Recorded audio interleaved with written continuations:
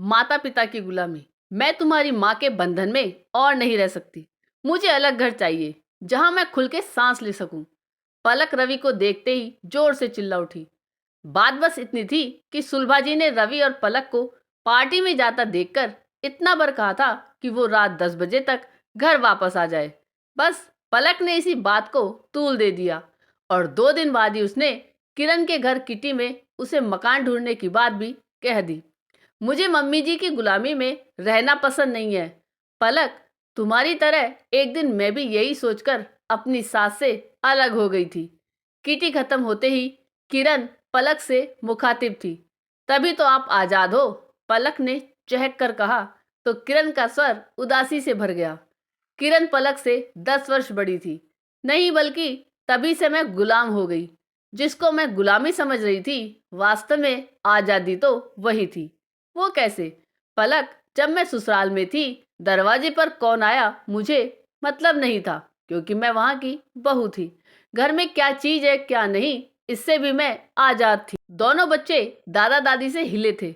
मुझे कहीं आने जाने पर पाबंदी नहीं थी, पर कुछ नियमों के साथ जो सही भी थे। पर जवानी के जोश में मैं अपने आगे कोई सीमा रेखा नहीं चाहती थी। मुझे ये भी नहीं पसंद था कि मेरा पति ऑफिस से आकर सीधा पहले माँ के पास जाए। तो फिर पलक की उत्सुकता बढ़ गई। मैंने दिनेश को हर तरह से मनाकर अलग घर ले लिया और फिर मैं दरवाजे की घंटी, मेहरी, बच्चों, धोबी, दिनेश, सबके वक्त की गुलाम हो गई। अपनी मर्जी से मेरे आने जाने पर भी रोक लग गई, क्योंकि कभी बच्चों का होमवर्क कराना है तो कभी उनकी तबीयत खराब है। हर जगह बच्चों को ले नहीं जा सकते, अकेले भी नहीं छोड़ सकते, तो मजबूरन पार्टियां भी छोड़नी पड़ती। जबकि ससुराल में रहने पर यह सब बंदिश नहीं थी।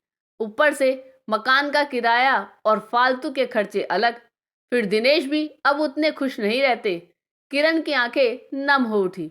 फिर आप वापस क्यों नहीं चली गई? किस मुंह से वापस लौटती?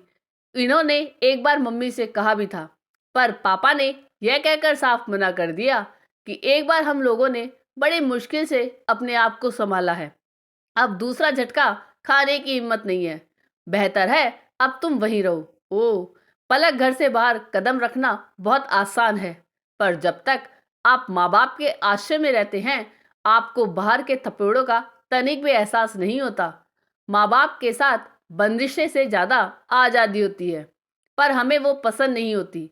एक बार बाहर निकलने के बाद आपको पता चलता है कि आजादी के नाम पर खुद अपने पाँव में जंजीरें डाल ली। बड़ी होने के नाते तुमसे यही कहूंगी, सोच समझ कर ही ये कदम उठाना।